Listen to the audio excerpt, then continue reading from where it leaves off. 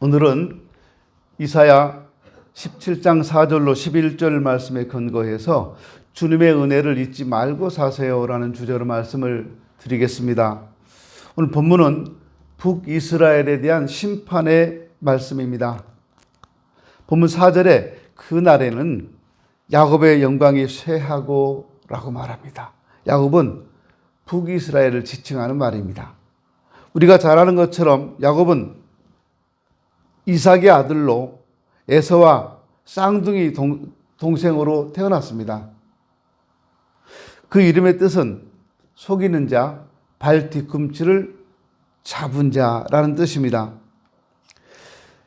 이 야곱은 장자로 태어나고 싶었는데 그래서 어머니 뱃속에서부터 자기가 먼저 나오려고 에서하고 막 싸웠어요. 그런데 에서보다 늦어서 나중에 태어났습니다. 가슴에 한이 있는 사람이에요. 자기가 장자가 아니고 둘째, 차자라고 하는 거에 대해서 한이 된 사람이에요. 그런데 하나님의 은혜로 에서는 버림받은 자가 되고 동생인 야곱이 아버지의 장자의 축복을 받게 되어 이스라엘의 조상이 됩니다. 하나님의 특별하신 은총이 아니었다면 야곱은 평생 둘째로 태어난 것 때문에 이름 없이 살다가 사라질 존재였습니다. 그런데 하나님께서는 그런 야곱을 선택하셨고 그 야곱에게 아브라함과 이삭에게 주신 복을 내려주셨습니다. 그러기에 야곱이 될 수 있었던 것, 야곱이 이스라엘 12지파의 조상이 될 수 있었던 것은 전적으로 하나님의 은혜입니다. 조금 전에 찬양하시면서 우리 찬양대가 모든 것이 은혜라고 찬양을 했어요. 너무너무 감사했고요. 오늘 설교 내용하고 참 맞아서 좋다 그 생각을 했어요.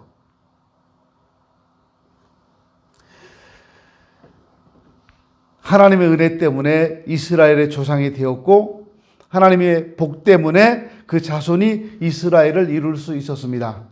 마찬가지로 북이스라엘 역시 불신앙 때문에 출발했습니다.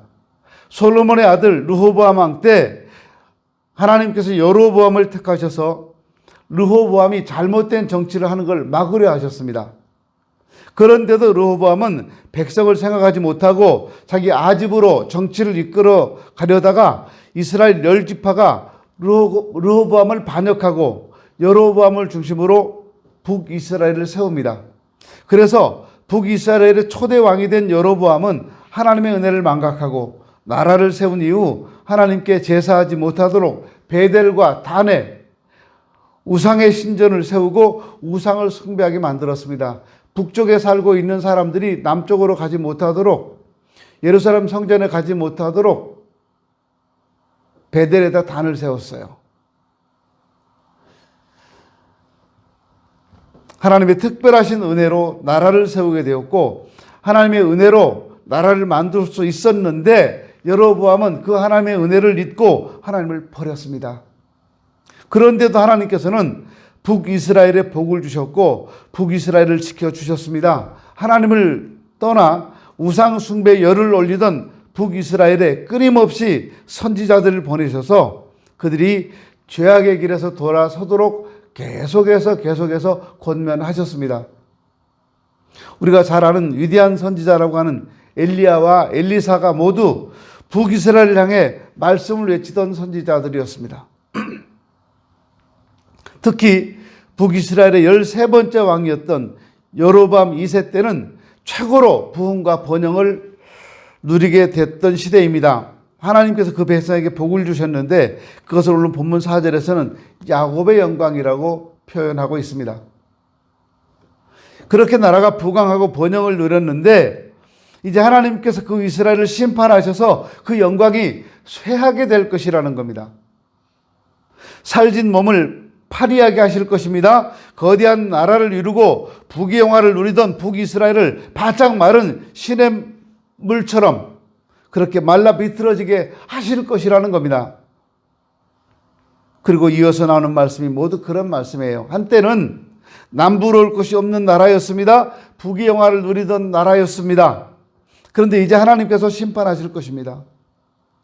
5절에서 말씀하신 것처럼 추수하는 자가 곡식을 거두는 것처럼 이스라엘에 하나님의 심판이 임할 것입니다. 르바임 골짜기는 아주 비옥한 곳으로 유명한 지역입니다. 그곳에서 떨어진 이삭을 줍는 것처럼 하나님의 심판을 약한 자들이라고 해서 봐주지 않는다는 거예요. 모든 사람에게 그 심판이 임할 것입니다. 하나님의 심판이 시작되면 이스라엘의 부귀영화가 하루아침에 사라질 것입니다. 바산의 암소라 불리며 아주 풍부했던 삶이 파리해질 것입니다. 9절 말씀처럼 견고한 성벽들로 둘러싸인 요새화된 성읍이라 하더라도 초토화될 것입니다. 그리고 그 땅은 황폐화될 것입니다. 마치 옛적 이스라엘 자손 앞에서 버림받은 숲풀 속의 처소와 작은 산꼭대기의 처소와 같이 폐허가 된다는 겁니다. 가끔 우리가 시골을 여행하거나 어떤 지방을 여행할 때 보면 사람이 살지 않는 마을이나 산을 지나갈 때가 있는데 거기 옛날 사람이 살았던 흔적들이 있죠. 다 무너져간 움막이나 집이 있어요. 이스라엘의 영광이 그렇게 된다는 겁니다. 여기 버림받는다는 말은 옛적에 이스라엘 백성들이 가나안을 점령할 때 가나안 족속들이 자기들을 죽일지 모른다고 하는 두려움에 사로잡혀서 자신들의 이 가나안 족속들이요, 자신들의 재산도 살림살이도 다 버려두고 도망치는 것, 이것이 버려두는 거잖아요. 우리가 6.25 전쟁 때 북한에 공산당이 쳐들어오니까 피난 가는 분들이요, 자기 재산 다 놔두고 도망갔잖아요. 꼭 필요한 거 몇 가지만 챙기고 다 가지고 못 가니까 다 놓고 갔어요. 이게 버려두는 거예요. 하나님께서 그들을 심판하실 때 그들은 그렇게 두려움 속에서 모든 걸 버려두고 남은 것이 없을 정도로 다 잃게 된다는 겁니다. 그들이 반석같이 요동치지 않을 것이라고 철석같이 믿었던 성읍들이 다 파괴될 것이라는 겁니다. 한때 번창했던 이스라엘이 왜 그렇게 하나님의 심판을 면치 못할 것이라고 예언하고 있을까요? 그 이유를 본문 10절은 아주 분명하게 대답해 주고 있습니다. 이는 네가 네 구원의 하나님을 잊어버리며 네 능력의 반석을 마음에 두지 아니한 까닭이라. 간단해요, 여러분. 하나님을 잊어버렸기 때문에 그래요. 지금 한번 생각해 보세요. 여러분은 하나님을 안 잊어버리셨어요? 내가 살아가면서 내 삶에 지쳐서 하나님을 잊어버리고 살고 있다면 이스라엘 백성들과 똑같은 거예요. 여러분 마음에 하나님을 두셔야 합니다. 하나님을 잊어버리면 끝나는 거예요, 인생은.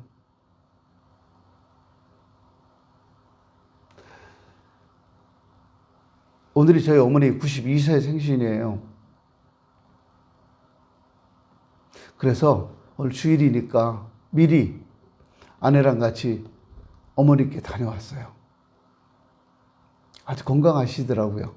근데 저를 살짝 부르더니 봉투 하나를 주세요. 어머니 이게 뭐예요? 내가 주는 용돈이요. 어머니가 무슨 돈이 있어서요. 내가 죽을 것 같다. 그런데 이제 앞으로는 너한테 용돈을 줄 기회가 없을 것 같다. 마지막으로 주는 거야. 엄마가 주는 게 받아. 그걸요, 거절할 수가 없었어요. 그래서 아내를 불러서 여보, 어머니가 주신 용돈이래요. 당신 주라고 주시네. 그랬더니 어머니가 돈이 어디 있어요? 받아라.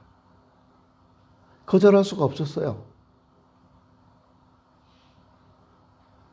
놀랬어요, 저는요. 그 할머니가 돈 어디서 모았는지. 100만 원이었어요.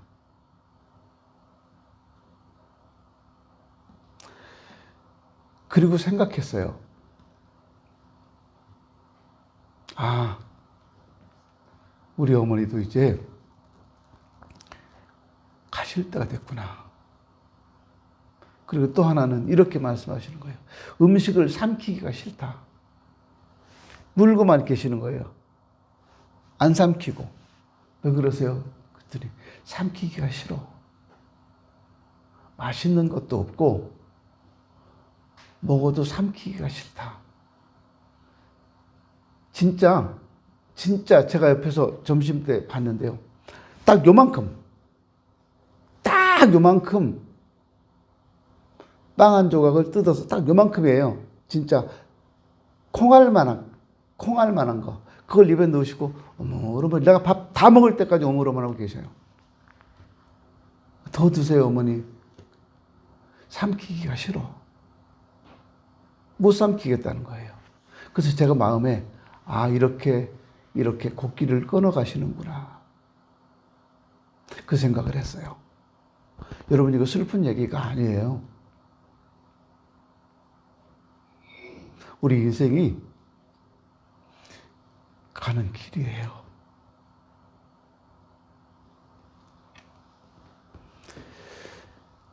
그런데 우리가 하나님을 잊어버린다면 그때 어떡하시겠어요? 제법 잘 사는 것처럼 내가 제법 뭔가 할 수 있는 것처럼 내 멋대로 살고 내 멋대로 행동하다가 하나님 부르시면 어떡해요?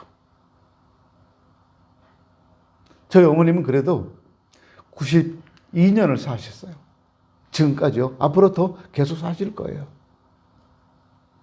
우리 그때까지 92세까지 여러분 사실 자신 있으세요? 90세 넘도록 사실 자신 있으세요? 90세를 넘어서 살 수 있는 확률이 3%밖에 안 된대요. 근데 우리는 100세 시대라고 해서 누구나 다 100세 살 것처럼 얘기해요. 3%예요, 3%. 75세 이전에 절반 이상이 죽어요. 그건 뭐 퍼센테이지로 나와 있는 거예요.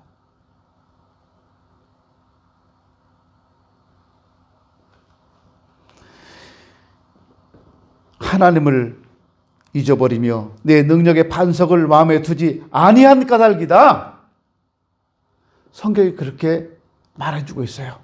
그렇게 번창했던 북이스라엘이 심판으로 인해 멸망하게 되는 것은 왕권이 약화되었기 때문이 아닙니다. 경제적 불황 때문도 아닙니다. 군사력이 약해졌던 것도 아닙니다. 이때 북이스라엘은 어디까지 서들어갔냐면 지금 시리아, 이라크 거기까지 다 북이스라엘 땅이었어요. 굉장히 힘 있는 나라였어요. 북진 정책을 써가지고 북쪽 나라들을 전부 굴복시켰던 가장 강성했던 나라였어요. 여로밤 2세 때가 그런 때였어요. 근데 그런 나라를 향해 하나님이 뭐라고 그러십니까? 망한다 너희들 이렇게요. 그 이유는요. 하나님을 잊어버렸기 때문입니다. 이스라엘을 있게 하신 하나님, 이스라엘을 구원하신 하나님을 그들이 잊어버렸기 때문입니다. 구원의 하나님이 어떤 하나님이신가요? 400년 동안 애굽에서 종살이할 때 그들을 애굽 바로왕 아래에서 이끌어내신 하나님이십니다. 당대 최강대국이었던 애굽에서 그들이 탈출할 수 있었던 것은 이스라엘에게 힘이 있었기 때문이 아닙니다.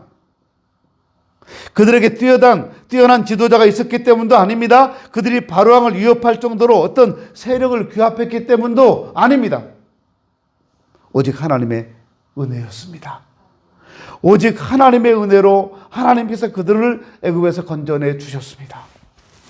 애굽에서 탈출한 이후 그들이 광야 40년 동안 먹을 것, 입을 것 걱정 없이 살 수 있었던 것도 다 하나님의 은혜였습니다. 수많은 적군의 위협 속에서 이스라엘을 안전하게 지키신 분도 하나님이십니다. 사막에 득실거리는 맹수와 전갈과 뱀으로부터 그들의 생명을 보호해 주신 것도 하나님의 은혜입니다. 먹을 것을 찾기 힘든 사망에서 40년 동안 먹을 것 걱정 없이 살 수 있었던 이유도 마실 물을 찾지 못해 목말라 죽을 것만 같을 때 그들에게 물을 주신 것도 모두 다 하나님의 은혜였습니다. 하나님은 그들의 반석이셨습니다. 능력이셨습니다. 광야 한가운데서 반석은 사막을 지나는 사람들에게 생명을 보존시켜주는 아주 고마운 역할을 했어요. 광야 한가운데 있는 반석은 뜨거운 태양빛으로부터 서늘한 그늘을 만들어줍니다. 또 갑작스럽게 나타난 들짐승이나 약탈자들로부터 숨을 수 있는 피난처가 되기도 했습니다. 하나님께서는 이스라엘에게 그런 분이셨어요. 그 반석을 능력의 반석이라고 부르는 이유는 그 반석 아래 피하는 자들을 다 살려주시기 때문입니다. 광야의 반석이 그곳을 지나는 사람들에게 생명을 보호해주는 피난처이긴 하지만 언제나 그런 건 아닙니다. 반석 아래로 피하지만 들짐승이나 약탈자들의 시선을 피하지 못해서 목숨을 잃는 경우도 종종 있습니다. 그런데 능력의 반석이신 하나님은 그렇지 않습니다. 당신의 품으로 피하는 모든 생명을 보존해 주십니다. 어느 누구 하나 목숨 잃지 않도록 철저하게 보호해 주십니다. 그래서 하나님은 능력의 반석이십니다. 그런데 그들은 그 하나님의 은혜를 잊어버렸어요. 약속의 땅, 젖과 꿀이 흐르는 땅으로 인도하시고 그 땅에 거주하던 아낙 자손을 물리치고 그들을 그 땅에 살게 하신 분도 하나님이십니다. 하나님의 은혜가 아니면 여리고 성이 무너지지 않았을 것이고 그들을 두렵게 했던 아낙 자손들을 쫓아내지도 못했을 겁니다. 그들은 거인이고 이스라엘 백성들은 그 앞에서 메뚜기 같았는데 어떻게 그들을 이겨낼 수가 있었겠습니까? 솔로몬의 아들 르호보암이 억압 정치를 할 때 그들에게 새로운 나라를 세울 수 있도록 여로보암에게 은혜를 주신 분도 하나님이십니다. 하나님 은혜가 아니면 북이스라엘이라는 나라 자체가 존재하지 않았을 거예요. 그들이 힘들 때 하나님께 돌아오면 하나님께서 그들을 보호해 주셨습니다. 광야의 반석과 같이 그들을 안전하게 보호해 주셨습니다. 때로는 선지자들을 보내셔서 그들에게 생명의 길을 보여주셨고 그들에게 생명의 길로 돌아서도록 수도 없이 호소하셨습니다. 그들을 살리기 위해서입니다. 그들에게 구원을 주시고 그들에게 하늘에 복을 주시기 위해서 자꾸만 그들을 부르셨습니다. 그런데 그들은 잊어버렸어요. 하나님의 은혜를 잊어버렸습니다. 그들을 있게 하신 하나님, 그들의 존재 자체이신 하나님을 그들은 잊어버렸어요. 그들에게 능력을 베풀어 주시는 하나님, 그들의 생명을 보존해 주시는 하나님을 잊어버렸습니다. 여러분, 이게 이스라엘 백성들만의 이야기일까요? 하나님을 잊어버린다는 것은 무엇을 말하는 것일까요? 하나님을 잊는다는 것은 하나님께 관심 두지 않고 산다는 말입니다. 하나님을 무시하면서 산다는 거예요. 세상을 살아감에 있어 하나님 없이도 충분히 내 힘으로 내 능력으로 살 수 있는 것처럼 살아가는 것이 바로 하나님을 잊어버리고 사는 사람들의 모습이에요. 하나님을 무시하면서 하나님께 관심 두지 않아도 충분히 내 행복을 내가 지킬 수 있다고 생각하며 사는 것, 이것이 하나님을 잊어버리는 겁니다. 하나님께 기도하지 않아도 내가 장사하는 내 장사 수완으로 잘할 수 있다고 생각하고 하나님의 도우심을 구하지 않고 살아가는 겁니다. 직장생활도 가정생활도 하나님의 간섭이나 도우심 없이도 내가 잘할 수 있기 때문에 하나님을 굳이 의식하지 않아도 된다고 생각하며 사는 것, 이것이 다 하나님을 잊어버리고 사는 겁니다. 근데 여러분 가만히 생각해 보세요. 지난날 살아오면서 우리가 하나님의 도우심과 은혜가 아니었다면 어떻게 됐을까요? 하나님께서 우리를 긍휼히 여기셔서 은혜를 베풀어 주시지 않으셨다면 오늘 우리가 어떻게 살고 있었을까요? 하나님께서 우리의 건강을 지켜주시지 않았다면 우리는 직장생활도 가정생활도 할 수 없었을 겁니다. 하나님께서 우리에게 은혜를 베풀어 우리 가정을 지켜주지 않으셨다면 우리 가정에 어떤 곤란과 어려움을 겪고 있을지 우리는 아무도 모릅니다. 우리 가정에 어려움이 있었을 때 하나님께서 은혜를 주시지 않으셨다면 그 어려움 속에서 우리 가정은 산산조각이 났을 수도 있습니다. 하나님께서 우리 직장을 지켜주시지 않았다면 우리 회사는 부도가 나고 나는 실업자가 되었을 수도 있습니다. 직장생활 하는 것이 힘들지만 그럴 때마다 하나님께서 은혜를 베푸셔서 힘든 직장도 잘 견디게 해주셨습니다. 하나님께서 우리 자녀들을 지켜주시지 않으셨다면 우리 아이들에게 어떤 일이 일어났을지 우리는 아무도 모릅니다. 요즘 뉴스를 통해서 접하는 아이들의 모습을 보면 무슨 어린애들이 저 정도야? 어떻게 저럴 수가 있어? 생각이 들 정도로 험악한 일들이 일어나고 있습니다. 10대 아이들 너무 무섭잖아요. 그런데 우리 아이들이 그런 일을 당하지 않았다는 것은요, 하나님의 은혜입니다. 우리 아이들이 교회 잘 다니고 있습니까? 주일 아침에 일어나기 싫어하는데 억지로 교회 끌려 나오는 것 같지만 그래도 부모님 교회 가자고 할 때 교회 따라오는 것만도 얼마나 큰 은혜인가요? 신앙생활 잘하라고 권면해도 듣지 않은 자식들이 있습니다. 하나님께서 그런 자식을 그래도 사랑하시고 은혜 주셔서 큰 문제 없이 살아갈 수 있게 된 것만도 얼마나 감사한 일입니까? 계속 기도하시고 권면하시면 구원의 반석이신 하나님께서 그들을 구원의 자리로 반드시 이끌어 주실 것입니다. 공부해야 될 자녀들, 손자들이 공부하지 않아서 걱정이 되십니까? 건강 잃어버리면요, 공부 좀 못해도 건강하게 살고 있는 것만도 얼마나 감사한 일인지 몰라요. 남편이 돈 못 벌어줘서 속상하고 가슴 아프세요? 그 남편이 건강을 잃어버리면 돈이 문제겠어요? 살아있다는 것만으로도 감사하잖아요. 존재 자체로 감사한 거예요. 하나님께서 건강하게 자라게 자녀들을 만들어 주신 것만도 너무너무 감사한 일입니다. 우리가 살아온 삶의 면면을 깊이 생각해 보면 하나님의 은혜가 미치지 않은 것이 없어요. 하나님의 도우심, 손길이 미치지 않은 것이 없습니다. 그럼에도 우리는 너무 자주 하나님을 잊고 살아갑니다.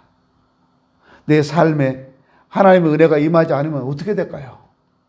지금부터 하나님께서 나에게 은혜를 전혀 베풀지 않는다면 우리가 어떻게 살아갈까요? 여러분 자신 있으세요? 횡단보도 하나 맘 놓고 건널 수 있겠습니까?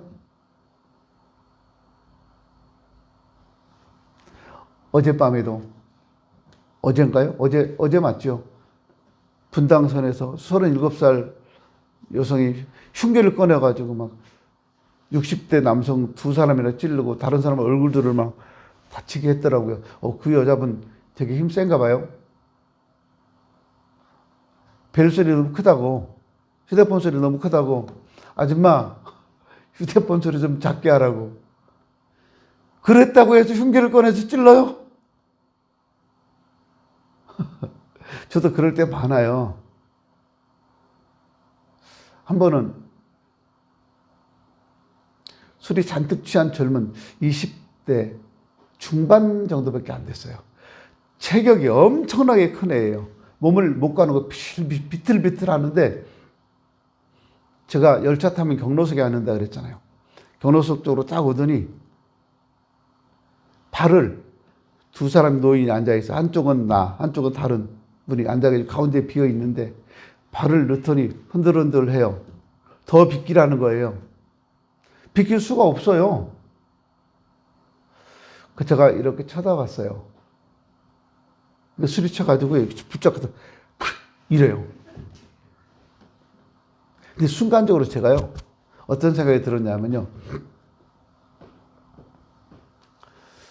이 녀석을, 술이 취해 있으니까 냅다 맺혀버릴까.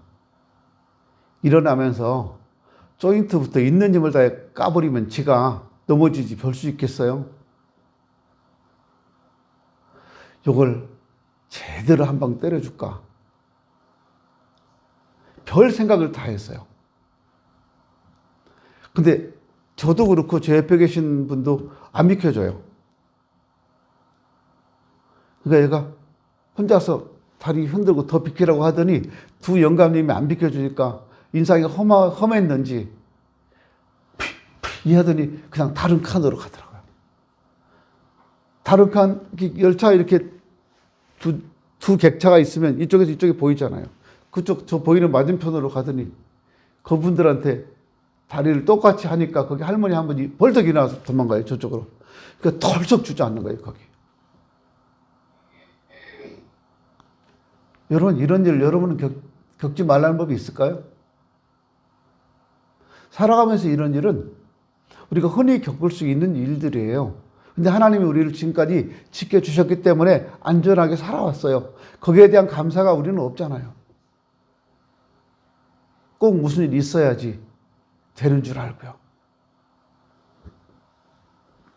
내 삶에 하나님의 은혜가 임하지 않으면 어떻게 될까요? 하나님을 그러니까요, 잊지 말고 사세요. 하나님께서 우리에게 베풀어 주신 은혜를 잊지 않을 뿐만 아니라 매일매일 삶 속에서 우리 가운데 역사하시고 은혜 베풀어 주시는 하나님을 기억하며 살아야 한다는 겁니다. 아무리 힘들어도 하나님의 손 잡으면 일어날 수 있어요. 전 가끔 일어날 때 힘들어요, 일어날 때요. 근데 성교가 가끔 앞에 있어요. 손 내밀어요, 잡아달라고. 성교가 손을 잡아주면 가볍게 일어나잖아요. 근데 안 잡아줘요. 손을 내밀고 잡아달라고 하면요, 이렇게 손 내밀면 손을 탁 쳐요. 일어나세요, 이렇게요. 이렇게 하는데 일어나세요. 그리고 계속 안 잡아줘요. 지금 난 다리 힘이 없어서 일어나고 싶은데 힘이 없어서 못 일어나는 거잖아요. 안 잡아줘요. 일어나래요. 그러면 이제 무릎 꿇고 한번 한 동작 또 취하고 그러면서 일어나게 되잖아요. 근데 매번 안 잡아주는 건 아니에요. 가끔씩은 잡아서 싹 당겨주기도 해요. 그땐 되게 편해요. 한 번씩 제가 또 아들이니까 손 잡아줘. 그런 거 있잖아요. 근데 그런 거 아니까 안 잡아줘요. 그런 때는 또. 진짜 힘들어하면 잡아주죠. 근데 여러분, 우리가 하나님을 향해 손 내밀면 하나님은 손 치워. 이렇게 안 하신다니까요. 내가 힘들어서, 어려워서, 고통스러워서, 괴로워서 하나님 내 손 잡아주세요. 손 내밀면 하나님은 절대 이 손 뿌리치지 않아요.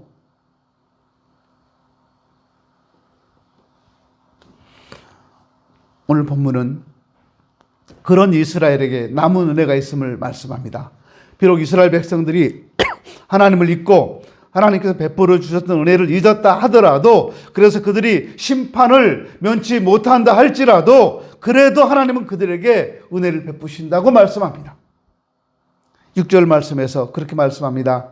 그러나 그 안에 주울 것이 남으리니 감람나무를 흔들 때 가장 높은 가지 꼭대기에 과일 2-3개가 남음 같겠고 무성한 가지에 가장 먼 가지에 4-5개가 남음 같으리라. 감람나무에 올리브 나무죠. 올리브 열려 있는데 막 흔들면 다 떨어진잖아요. 근데 가장 먼 가지는 흔드는 힘이 미치지 못한다는 거잖아요. 그래서 한 4-5개 남아있고 가까운 가지는 2-3개가 남아있는 것처럼 그렇게 남겨주신다는 거예요. 결국은요, 다 죽는다는 거예요. 그리고 그 중에 몇 사람만 살아남는다는 거예요. 그 사람이 누구일까요?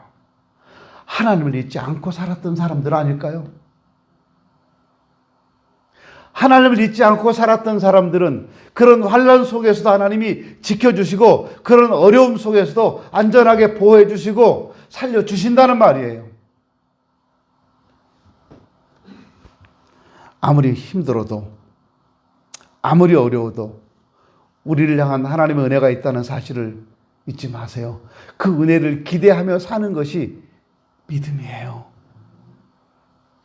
우리가 아무리 잘못했다 하더라도, 그래서 우리의 삶에 힘들고 어려운 문제가 생기더라도 하나님의 은혜는 결코 멈추지 않습니다. 지난날 우리에게 베푸신 그 은혜를 기억할 뿐만 아니라 지금 그리고 앞으로 쭉 하나님의 은혜가 우리에게 임하신다는 사실을 믿고 살아갔으면 좋겠습니다. 은혜를 베풀어 주시는 하나님,